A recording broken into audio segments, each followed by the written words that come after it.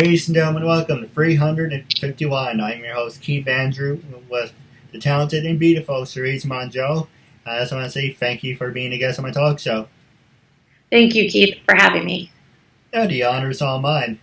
Now, for people who want to know what my talk show is about, the whole point of my talk show is to show people that even with having a learning disability, I can still amount to something. And at the same time, I'm able to turn myself into an example for people out there dealing with any types of learning disabilities and disabilities. But you should never give up, and you should prove to people you can still amount to something. But labels do not dictate who you are and who you want to be, and you should prove to them you can still amount to something. So that being said, half hour, 40 minutes of your time. You say anything you want, freedom of speech, freedom of self-expression. And starting off, what can you tell us about yourself? Well, my name is Charese Mongiello. I'm a filmmaker. I script supervise for films and stuff. And I don't know, what else would you like to know about? Well, we can get the easy questions out of the way. Then I can ask you some hard-hitting ones. And then in a little bit, I'll pass the show over to you. You can ask me anything you want, gloves off. Like I said, supporting a good cause, making a new friend out of it. And the next question I was going to ask you is, one, you said you're a filmmaker, so my next question is, what did you major in college, and were you a study nerd or party animal? I was a study nerd. So I I went to parties occasionally, but mostly I would study or stay home, and I majored in drama, in acting in college. Oh, nice. What about, did you ever get the chance to do any sports? Sports? I did some. I played Little League Baseball when I was younger, and then we did karate as well. Did Mighty Morphin Power Rangers play an influence on you getting into karate, or was there just self-defense? No. I wasn't a fan of that, really, Mighty Morphin Power. But my nephews and nieces really liked it, so that's good. And what about, did you ever get the chance to do one of those human pyramids, or not into the whole human pyramid thing? No, definitely not into it. I never had a chance to, and it was never one of my things. Would you be interested in doing one, or? No. I love that stuff. I'm a loser. No, that doesn't make you a loser. It's just not my thing. It's not. Hey, don't knock it till you try it. Right? Now, the next question I was going to ask you is, what were some of your favorite films you ever created? And do you just create films, or do you also star in the films that you create as well? Well, I like to act, so whenever I produce something, I try to act in it. Otherwise, the producing isn't really worth it, because that's not what I like to do. But I happen to be somewhat good at it. This weekend we did a zombie horror short film. Right now it's called Tropic Dead, but anyways, it's about some zombies. Well, it's about a film crew and actors that are out somewhere out in the wilderness, creating a film about zombies, and then real zombies stumble on the scene. It was very challenging and difficult for me because, I'm used to just doing regular films and you can get by with certain things, but on this, you really needed good makeup. And I was like, well, if we have a really good makeup, then we need really good this and we need really good that. And then it just kind of spiraled out of control, and we had a GoFundMe campaign, which that actually turned out well. A lot of my friends pitched in. A lot of people from our acting class at Richard Lawson Studios pitched in, which really, really helped. And a lot of people came and helped from the studio, as well as, just different schools and stuff around in Los Angeles. Do you ever notice that every time I try to do an interview, there's always something? First Skype recorder wasn't working. It was giving me the runaround. Now I have the damn tree service outside making noise, so there's always something going on trying to prevent me to do my talk show. It's like I never get a break. No, I don't hear the tree service, but maybe somebody else will. Hey, it's not perfect, I like to call myself imperfect because I like to still be in a in 50% range. But EA is a work in progress. Let's look at it like that. Yeah, for sure. Now, for the next question I was going to ask you is, I would love to be in some of your films if you're okay with that, or if you're interested.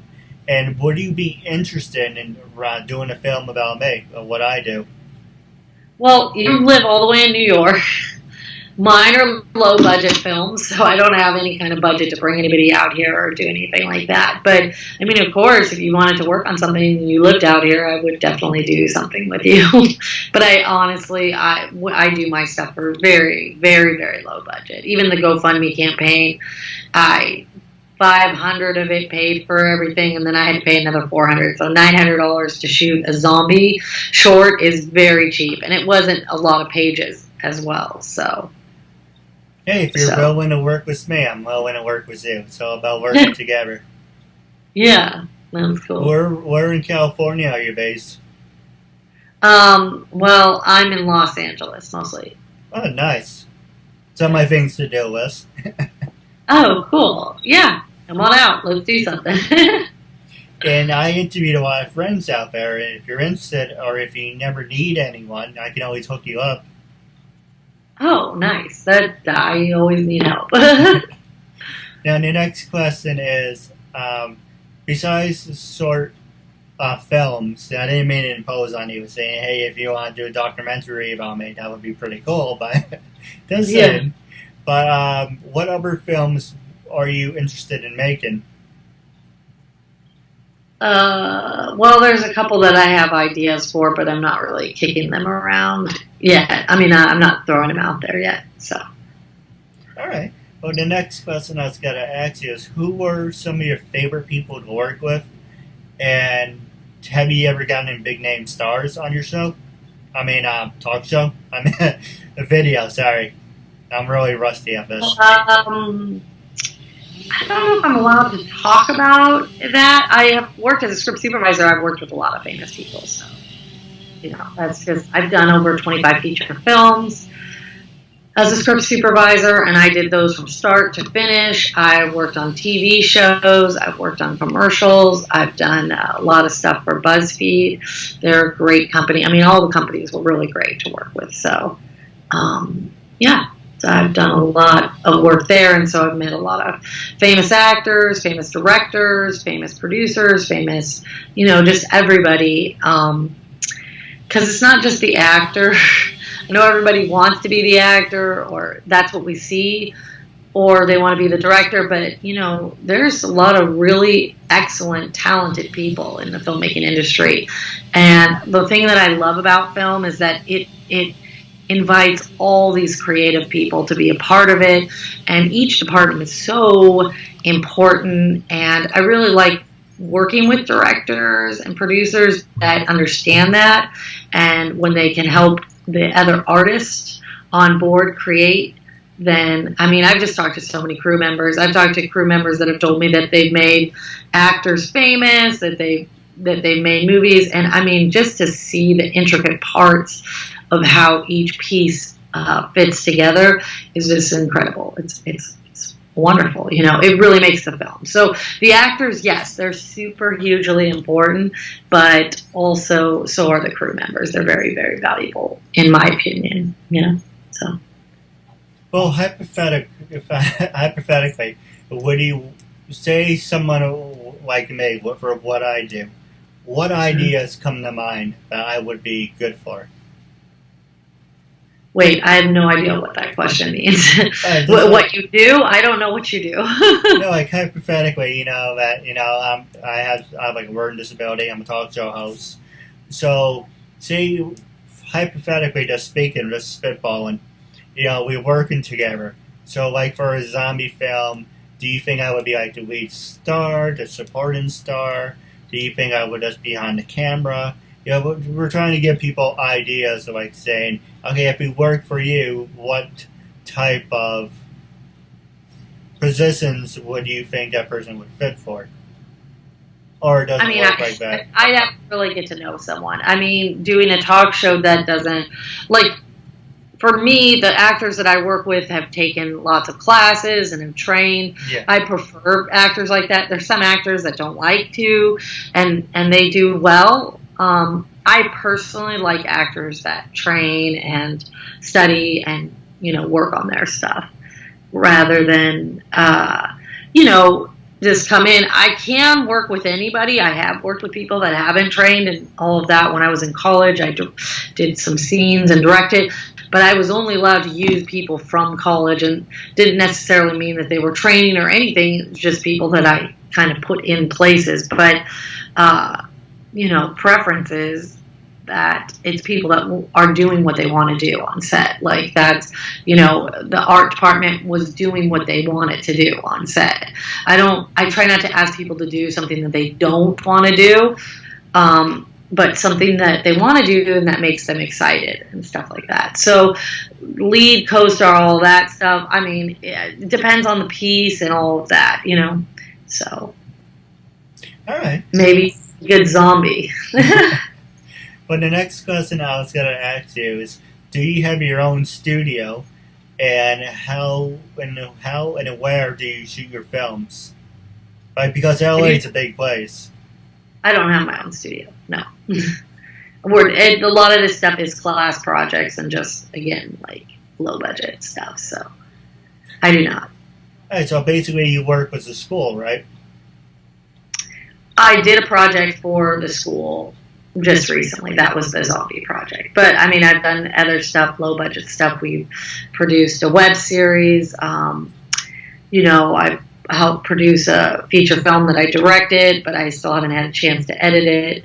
So there's a lot that I have to learn still. Like, I really want to study editing, so I get good at that, and then I have to study writing.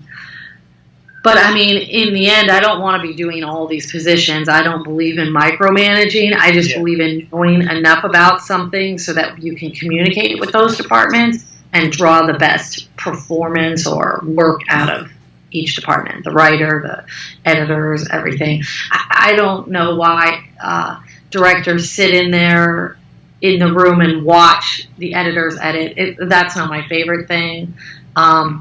I would prefer to just let them know, well, in this scene, I want it to feel like this, and then come up with something. But to just kind of give them an idea of what was supposed to be felt in that scene and see what they come up with. All right.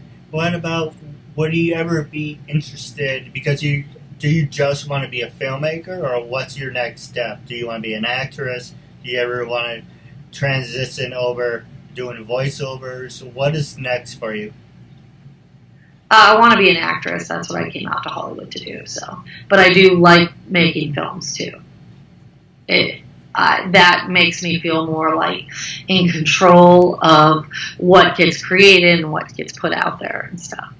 So that way I feel more responsible for it, rather than just taking, which I don't mind taking whatever is given to me and stuff, but I'd like to, in a way, create films that inspire people to live better lives, or to think, or to, in this society, we're taught in school at a very young age to conform, to do what we're told, to fit in. But really, I believe that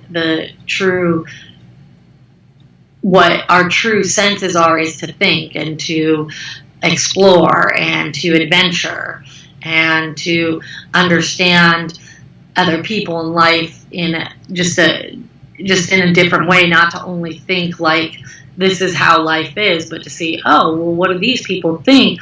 And to get your mind thinking, because when your mind thinks, new things come about, innovations happen. We have a much better society than people that just do what they're told. And then the ones that don't end up being criminals, and, our society just degenerates itself by creating people that don't think, So I want to make movies that create more thought processes and stuff. All right. Well, the next couple of questions I was going to ask would be, let's see, I need a couple of good ones. Well, I'm going to ask you a couple of easy ones. I haven't done the easy ones since 2014.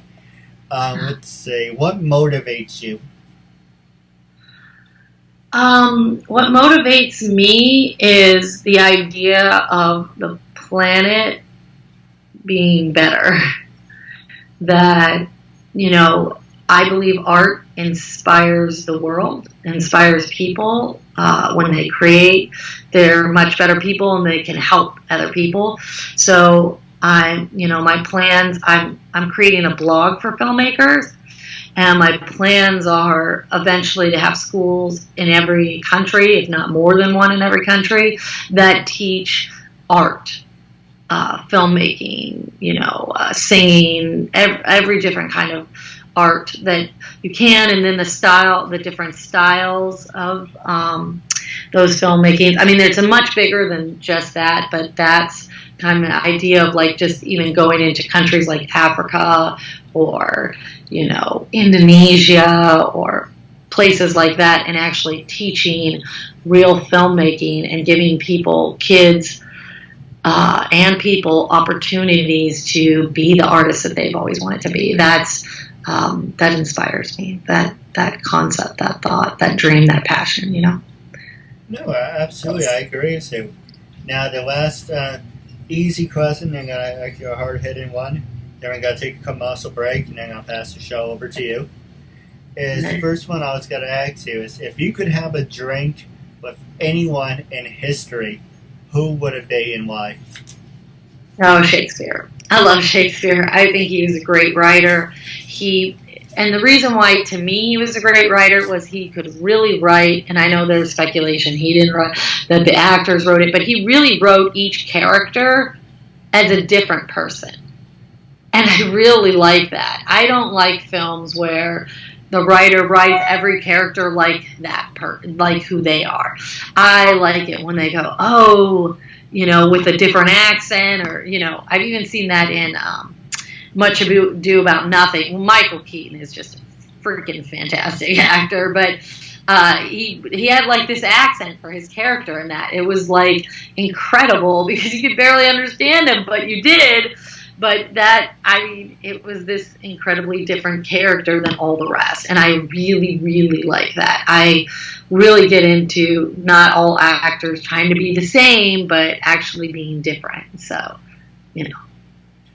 No, you're right. You should just be yourself. It's when you have something on paper, it sounds good, but when you see it come out, it's really not as good. So it's always good to be spontaneous and just be yourself, and that's usually how things work out. Yeah, for sure. Like for me, I don't put a face on and say, okay, I'm going to be like Bill O'Reilly or Dennis Miller or Bill Maher. I'm just myself. I'm being myself. Except for every interview, you're supporting a good cause, making a new friend out of it. And that's just me. That's not some kind of stick or, a mask or some catchphrase. I'm being me, and it's always good to be yourself and trying to pretend you're someone who you're not. Yeah, for sure. For sure.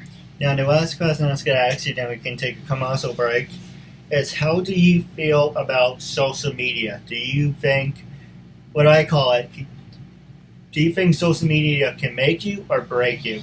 So what that means, if it can make you, it's like, if it can make you, you see all these upcoming stars, or for myself, upcoming stars, they become big. But also, when it says it can break you, it's if you do something stupid, basically it's like a house of cards. No pun taken. It's like a house of cards. It's going to collapse. So the question I was going to ask you is, do you think social media is helping you? Put yourself in my position, saying, if you're looking at the word social media, can it make you or break you? Where do you think you fall in the category? Okay, I don't think anything else can make or break another person. Like, I believe it all comes from within you. So how you are feeling, I mean, I've tested things. I say, off the wall things, and people fight and all that, and I delete friends on Facebook or whatever. I mean, it has nothing to do with other people. It really has to do with you spiritually and where you're at. And if you want everybody to like you, that will break you. But if you are more interested rather than trying to be interesting, you will be successful in anything that you do. But you have to be interested in other people, in other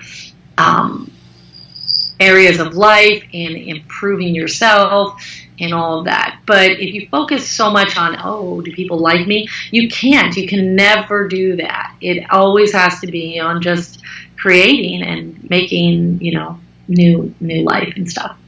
So I don't believe in social media doing one thing or the other. Now, it can help you as a tool, and you can use it. It's never a good idea in relation anyways. Another book that I actually listen to on Audible right now is called 48 Laws of Power. And that kind of it really brings a lot of understanding to social media and how you can use it as a platform to just increase your abilities and your reach and your communication and stuff. So that's all social media is. It's just more people to talk to. And it's probably overwhelming to a lot of people, so. Hey, get used to it. And, like I said about the human pyramid stuff, don't knock it till you try it. In social media, it's pretty much like that. It's basically like a pyramid. You're starting out as a nobody, but you're creating that base, and then you're just going and going. You're trying to get to the top tier. So it's kind of like, you're just creating your own thing. If that makes any sense. Yeah, for sure. Yeah, the last question is going to actually be, don't mind me, that's an itch on my nose. The last question I was going to ask you before we take the commercial break is, do you think people don't take you seriously? And that's a two-part question. The first part is, do you think people don't take you seriously? Because, for me, my parents are supportive, but everyone else just thumbs their nose down on me. And do you think people thumb their nose on you because they don't think what you're doing has any value, number one? And the second part of that would be, this generation, I work in a retail store. I won't mention it on air, but I'd say I work in a toy store. And I tell these kids today that, if you want something, you should reach out and grab it. If an opportunity, it's not it may or may not fall into your lap, but if you want an opportunity, you should go out and grab it. And they look at me and I'm like, what's that supposed to mean? I don't know. So basically the first part is, do you have people that look down on you? And do you try to give people advice, or does it usually backfire? Well, first of all, you can't expect to know somebody else's position or where they're coming from just right off the bat. So everybody has a different life changing experience, and they all have different experiences. They all come from different places, different backgrounds. They just the color of their skin, could have something to do with it, but it doesn't always. I mean, there's people that grow up in poor areas. It doesn't matter the color of their skin. And they grow up in rich areas. That doesn't matter the color of their skin. Doesn't matter disabilities, because one person could grow up rich with disabilities and also have, a family that's more supportive, or they could have disabilities and a family that's broken and, on alcohol or whatever is happening.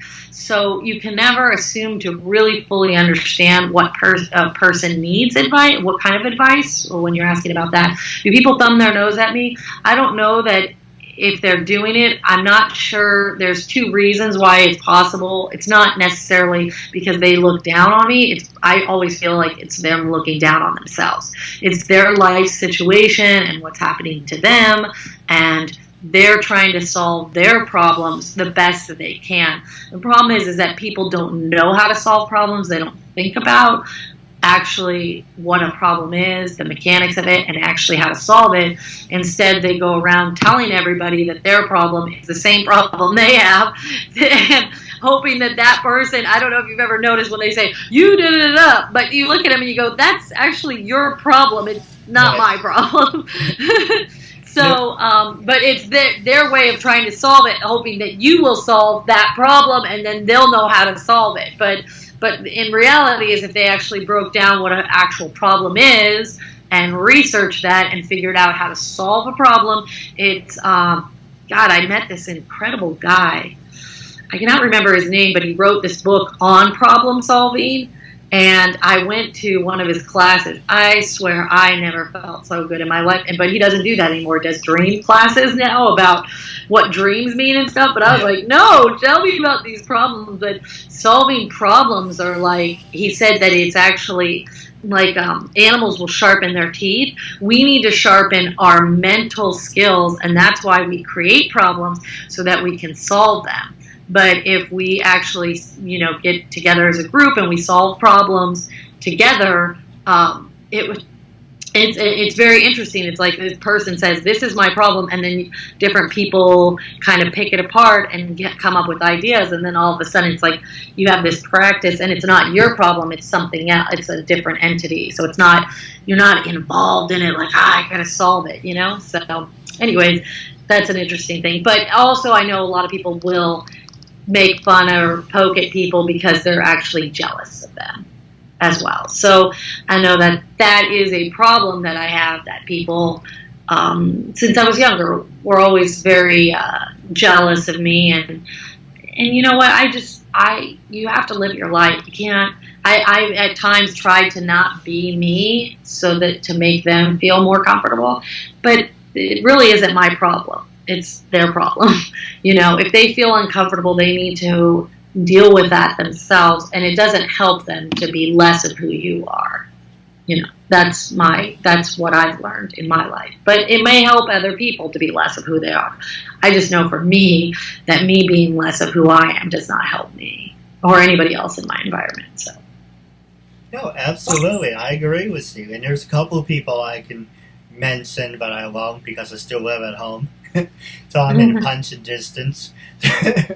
So, but basically, you can't please everyone. If you try to please everyone, you set yourself up for failure. Mm-hmm. Yeah, and also you have to understand that people in the inner workings is they want attention, they want love, and when they don't get that, everything that they do, money, everything they do in life, sports, whatever, is really just to get attention. And when you don't need that anymore, you can really just have a bigger, more open life, I feel. I don't know. I've noticed that even in myself. It's like there's that one person that you really want attention from, and they never give it to you, and you try and you fight, and you do all these things, and in reality, and then you meet similar people that are like them, and you're like, oh, if I get that attention from this person, but that's just, maybe that person's negative, and you don't need attention from them. You want attention from people that can give it, that have the ability to and stuff. I agree. So now we're going to take a quick commercial break, and when we come back, I'm going to pass the show over to you. Okay, thank you. For yourself or as a gift for someone else. For personal connections, shout-outs, birthdays, proposals, weddings, and much more. Enter your details about yourself so the celebrity can record a personal video message especially for you, including details such as your name, age, birthday, hobbies, or whatever else you include. As soon as the video has been recorded, you'll get an email with your link so you can share it on social media or download and keep it. Celebrities record videos as and when they can, usually within 2 weeks. But if you want a video for a specific date and it does not look like it will arrive in time, you can cancel it and get an instant refund at the click of a button. There are hundreds of celebrities to choose from and many more joining every day. Search by category or genre, buy a gift voucher, get updates and offers, and encourage your favorite celebrities to join so they can connect with fans in a fun and unique way. Raise money for their charities and much more. So order your video now for yourself or for someone else. Welcome back to the KeithAndrewNetWork. I'm here with the talented and beautiful Ms. Mongiello. And with the last 9 minutes left of the show, I'm going to pass it to you. You can ask me anything you want, gloves off, uncensored, and you can talk about anything you want. So, what are your dreams? What is it that inspires you? Well, my dream is to become famous. Now it sounds like an oxymoron because everyone says it, and I'm like, well, I'm not asking to be an A-lister. If I can become like a B-lister, C-lister, hell, a D-lister, somewhere on that where people will still acknowledge you and say, hey, you're from blah, blah, blah, can I take a picture and autograph? Or you're still... I don't want to put myself on a pedestal, because when you're an A-lister, you have your head up your ass. It's funny enough, that starts with an A, too. But, anyway, B, C, D listers, just getting myself out there. I'm showing people with a disability, hey, that's not going to label who I am or dictate who I am or how I'm going to live my life. I'm said before, I'm turning myself into an example for people out there, saying labels do not dictate who you are and who you are, who you are and who you want to be, and you should prove to them you can stem out to something. Well, when you say famous, there's that means a lot of things. So it took me a while to get that you wanted to be a famous actor. Maybe you should mention that, because there's famous directors, famous filmmakers, famous artists, famous actors, famous, singers. So I didn't know what. So you mean a famous actor, right? Not really that. Some people. You just want to be famous at anything? I just want to be famous just in general.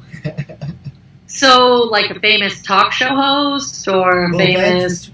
That's my first goal, become a famous talk show host. And if that doesn't work during the process, when I was asking you if you want me to help you out with your films and everything, and I'm more than happy to. I can promote you and everything. Maybe try and do some of your acting stuff with you. Say, maybe you see something in me that I don't see in myself, and saying, oh, you're not really that great as a talk show host, but you do have potential being a good actor. Or you would say, well, you really suck as an actor, but I really see you as a good talk show host. So I'm basically testing the waters with everything. And, yeah, you help me, I help you. So it's pretty much, it's always good to have a plan A, B, and C. Plan A is talk show. And Plan B would be maybe acting. Plan C would be a model. But it's pretty much, the message stays the same. And the message is, labels do not dictate who you are, who you're going to be. And you can say, hey, I was labeled handicapped, mentally disturbed, retarded all my life.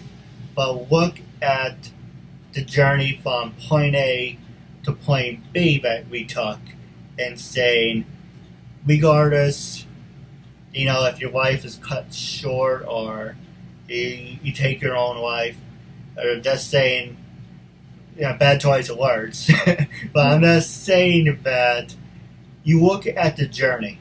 You don't look at the destination. You look at the journey that you're saying. If God gives you a shitty hand, first off, you gotta wash your hands, and you gotta say, I'm gonna amount to something. Or someone gives you oranges, you can say, I'm gonna turn that into orange juice. But it's just, these whole different labels and stereotypes, and it's like, if this is the new norm. I'll give you a perfect example. I got into an argument with someone recently, because they said something stupid, like saying, being gay and being transsexual is the new normal.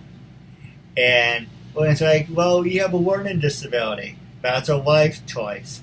And I said, the hell are you talking about? I didn't ask to be handicapped. I didn't ask for this. So it's kind of like, it's a lifestyle, it's a life choice. But I think, in this whole generation, they see things multicolors, but I see things black and white. You're either a man or you're either a woman. You're either normal, you're either weird. You either have a disability or you're not. But see, you can do whatever the hell you want, gay, straight, whatever that. Hey, that's not putting a roof over my head, number one. That's sure as hell not putting food on the table. So do what makes you happy, but it's the same thing about labels. You know, you have gays and transsexuals, and then it's like, well, it's kind of like a disability. It's kind of like, how is that a disability? That's a life choice. But anyway, you know, it's still. Well, I think it's. I mean, I guess I can see what the person's saying is that they think, but it isn't a disability. No, it's not a disability. It's not something physical, but they think it's physical. They're doing research on it, and that it may be something that, you know, they're born with, and not, you know, but it, you know, the thing that I've noticed about disabled people that I've worked with is that they don't like to be labeled as victims. Yeah. That because I have this disability, give me extra. They hate that, and I admire them so much for the fact that they say, no, I want to be treated equally, but I can I can make things happen no matter what. And that seems to be the common thread that I've seen. Maybe there are some disabled people that, you know, get into the feeling of, well, they can't do anything. But no, I mean, they really can. I mean, there's some disabled people that have created far more and better, I mean, inventions, art, all kinds of things. There was this one movie I saw about a guy who only could use his feet, and he was drawing or something like that. I was young when I saw it, but I mean, so much more than just a normal person who goes to, I mean, if anything, it's almost like a handicap to live in America and just have everything. You have food on the table, you know, we get in our like thing of, I'm not saying it's a handicap, but I'm saying that it prevents people from actually doing things because they just have everything given to them. They don't have to work for it anymore. I mean, they don't. Since they're kids, I'm listening to a book about it. It's incredible. It's like kids used to go and work with their dads at work to help pitch in for the household. Now it's like the teenager gets to sit around and do nothing, and they get free money from their parents, and they just go around spending. And then the idea is that kids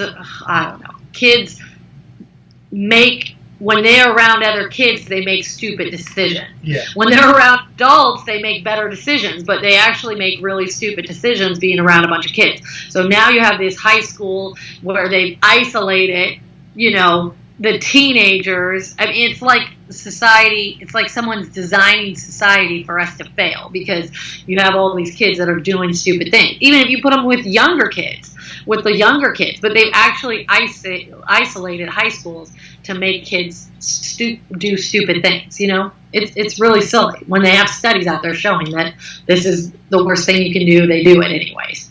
I don't get it. No, I agree with you. And, you know, like I said, the show is basically uncensored, freedom of speech, self-expression. About wrapping up our talk show, I do have a couple questions for you off the air. But the last subject I want to ask you, last question actually, is when I first approached you to be a guest on my talk show, what was your first reaction? And after being a guest on my show, how do you feel now? Well, my first reaction was I didn't know who you were, but you did say you had a learning disability, so I was like, for sure. I mean, I would do it anyways, but I was like, for sure, I'd like to help. So. People help people anyway. Like, helping people is everybody. I mean, you know, I like to help people. And then after being on the show, it was a lot of fun, and you seem like a very skilled talk show host. So now that I know that that's what you want to be famous at, I think that would be really good for you. It'd be fun to do, you know, some background or something in a movie, but really follow your dream at that. I think you're good at it. I think you're knowledgeable, and you know, the more you do it, the better you're going to get. And if you find out if there's any books on it or train or anything like that, in that there might be some classes or online classes about being a speaker, or maybe going to the Toastmasters. That might help you a lot, actually. I feel more confident and everything with it. I don't know, have you done Toastmasters at all? Never heard of it before. It's a public speaking class, that they get together. They have them all over the country. You could just Google in your area Toastmasters, and it just helps you with public speaking, and you get over it'll, and it's a good group of people because they're all working together and they're really helping increase their skills. And so your interview skills will just go from here to here. A friend of mine recommended it to another friend who just had a problem just even talking to people. Yeah. And she's really can just talk to people all the time now and ask for favor. It's really cool. So it'll just, in terms of confidence, it really helps and stuff like that. No, absolutely. No, go ahead. I'm sorry. I think you'd be a great you are a great talk show host, and you can be even better by taking classes and improving yourself and stuff. No, I agree with you. Hey, you help me, I help you. Yeah. Well, wrapping up our interview, I do have a couple questions for you off the air.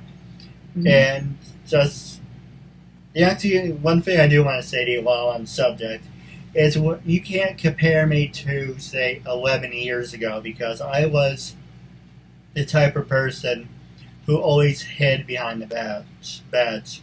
I give you a perfect example. When I worked at North Face, I had an excuse to walk up to people. Hey, if you need anything, my name is Keith. And, I looked for an excuse to lie. If we went to school together, if I saw you in the store, I wouldn't walk up to you. Maybe I would walk up to you because you are a beautiful woman. But I hate being rejected. But it would be like some kind of excuse, handing out flyers, or I had a name tag. Since I've been doing my talk show, now it really helps me with my people skills, number one. And basically, like I say, supporting a good cause, making a new friend out of it. But more importantly, it's helping me with my anxiety, with my depression, and it's helping me get myself out there more and talkative. And it's getting me over that hurdle. And that's basically saying, if you have to work on yourself, and I've been doing this for 4 years, and I'm slowly going to be working on this until I die, that, if you're passionate about something, you should go and show people you can amount to something. But you shouldn't make excuses for yourself or feel bad for yourself. Mm-hmm. Yeah, for sure. For sure. Now, I agree. Now, go ahead. No, I agree. That's it. Now, wrapping up our interview segment, I do have a couple questions off the air, but wrapping up, it's a real honor and privilege to have you as a guest, and I'm looking forward to building a friendship with you as well. Yeah, me too, Keith. That's awesome.